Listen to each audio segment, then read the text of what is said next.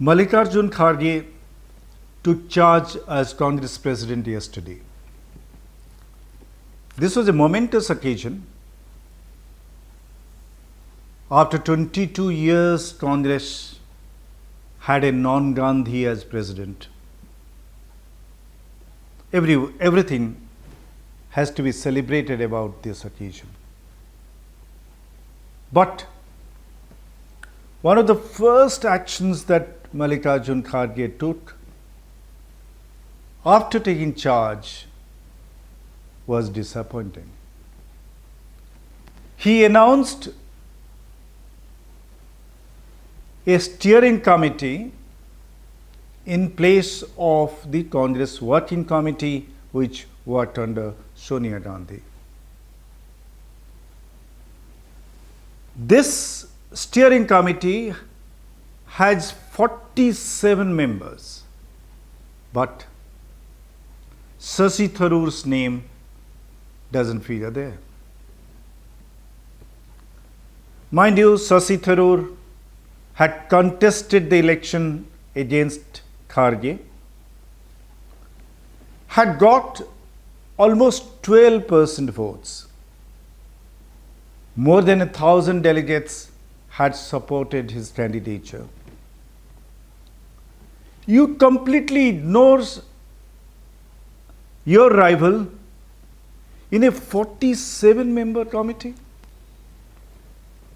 What is the message are you sending out by this? Congress is in such a state where the party unity is the prime need.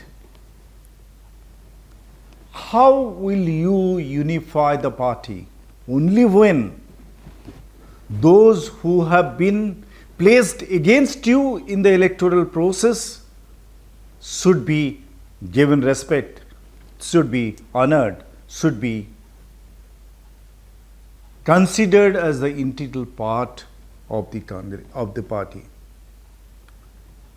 Let us remember Barack Obama had a bruising battle with Hillary Clinton to become the candidate of the Democratic Party. But yes, Obama emerged victorious, and after becoming victorious, he offered the vice president's position during the election campaign to Clinton, but Clinton refused. Obama went on to win the US presidency, and thereafter he again offered Hillary Clinton the position, second position in the American cabinet, Secretary of State, and she accepted it. That's the kind of party unity you need. Obama was the first to offer the important position to his prime rival in the electoral process. Even this time, Joe Biden, in the Democratic Party's intra-party election process, Joe Biden and Kamala Harris had a tough tussle. In fact, Kamala Harris had asked some very uncomfortable questions about Joe Biden's business, his son's links with China, his son's links with Ukraine, and dubious business practices. Despite this,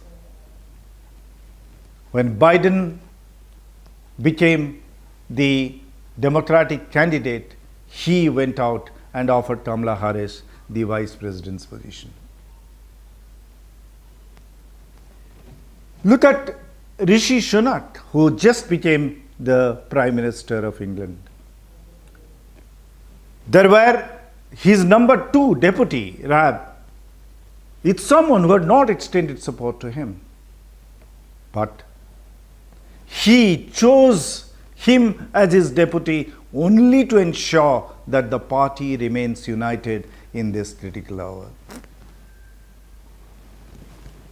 In this case of Congress, no one was asking Kharge to give the number 2 position to Shashi Tharoor.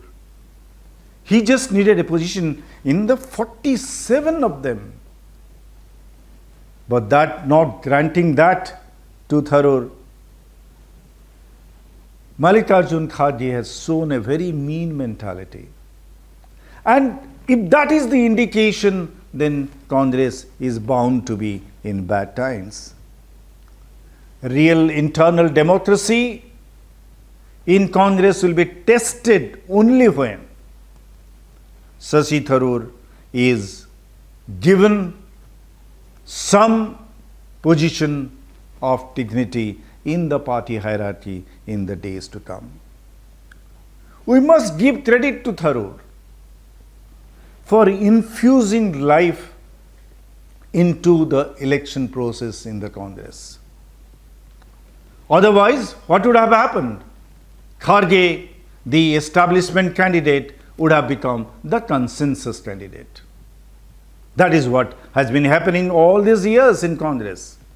It's not simply Congress. Look at the BJP. Successive presidents of the BJP have all been consensus candidates. Amit Shah is certainly emerged as a consensus candidate in 2000. Before 2014, hardly anyone heard of his name.